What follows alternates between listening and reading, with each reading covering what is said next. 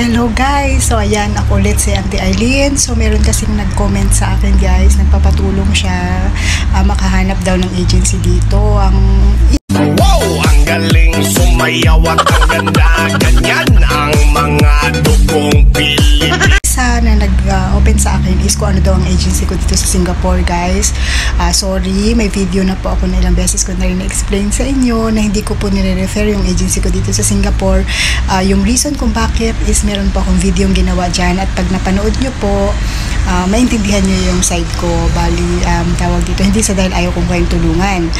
So yun, pero dahil na may ilan na gusto rin talagang mag-apply dito sa Singapore pero walang access o walang kakilala o walang alam na agency na gusto mag-direct, kasi alam naman natin na mas bibilis makapunta dito sa Singapore at saka maka-apply kung kayo ay magda-direct hire dito. Ibig sabihin, dito kayo mag-apply or dito kayo kukuha ng amo, tapos yung agency dito sa Singapore ang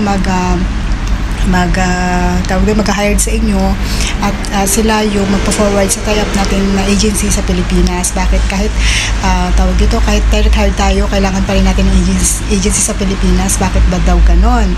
May isa rin palang sisi na nagtanong sa akin ng ganon, kung paano daw yun, bakit ganon, merong direct hire at saka ano bang pagkakaiba nung sa Pilipinas pa rin tayong mag-apply. So bali may video din ako dyan, pero yun nga, to make it para explain ko lang sa inyo na mabilisan. Bali po kasi pagka dito kayo sa Singapore kasi is mas mabilis kasi talaga kayo makahanap ng employer kasi agency na ng Singapore ang maghahanap ng employer para sa inyo. So talagang may access sila. So kumbaga sila ang nakakausap or makakakilatis or makakakuha agad ng tawag ito, ng employer para sa inyo at hindi kayo parang masasayang yung time nyo kahit nagtatrabaho kayo. Katulad nung sa situation ko nung nag-apply ako dito, kahit nagtatrabaho ako, online lang, via WhatsApp lang yung communication namin ng agency ko dito sa Singapore at saka kung paano nila ako nahanapan ng employer. Kahit may trabaho ako, hindi naapektuhan yung work ko. Nagkaroon lang ng konting na-delay lang yung pag-a-apply ko nung pinatraining na nila ako kasi syempre working ako. Hindi agad kasi ako nag-resign. So ang nangyayari is kung kailan ma-aprobahan akong maka-leave, maka-absent, yun, tsaka ako pinaprocess yung yung mga seminar training, yung mga ganon. So yun guys, so para sa mga sisi natin dyan na inspiring na gusto rin na mag-apply dito sa Singapore at saka naghahanap ng mga agency guys, meron akong mga ilan na madali lang ninyo mahanap kasi madali nyo maging access, madali nyo makontak kasi meron silang account sa TikTok. So alam naman natin ang TikTok madaling platform na for communication, for entertainment at saka lahat. So yun, so itong tatlong agency na to na nandito sa Singapore may TikTok account. So doon pwede kayong mag-inquire sa kanila, pwede nyo i-check yung profile nila, everything. Pero guys, ulitin ko sa inyo, wala pa akong kaugnayan sa mga agency na to. Bali, alam ko lang na legit sila na agency dito sa Singapore.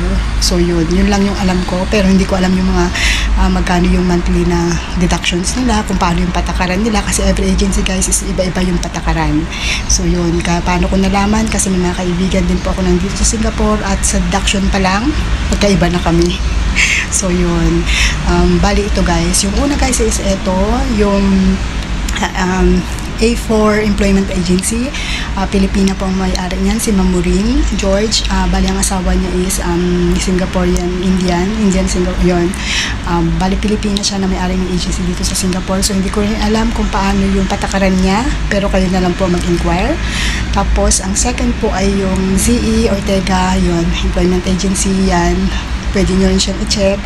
So yun, next po is itong yung Universal Employment Agency, yan po yung TikTok account niya. So yun, so bali guys, yan ay lahat na may maraming agency dito guys na mga para sa mga DH talaga, na hindi lang sa Pilipinas, pati rin sa Indonesia, pati sa Myanmar, sa iba-ibang mga bansa. Maraming mga agency dito kasi maraming mga nag-hire yung mga foreign workers.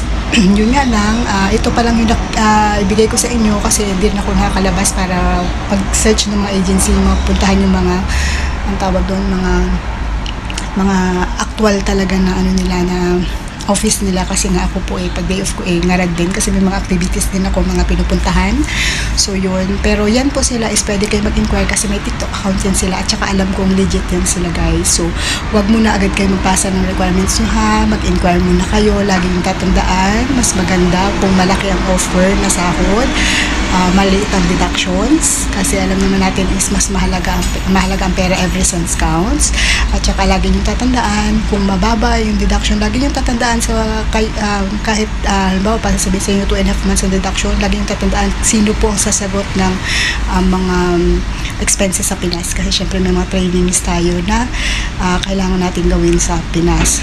Yun, doon pumapasok yung mga agency natin sa Pinas. Bakit kailangan nila mag-hire ng mga agency sa Pinas?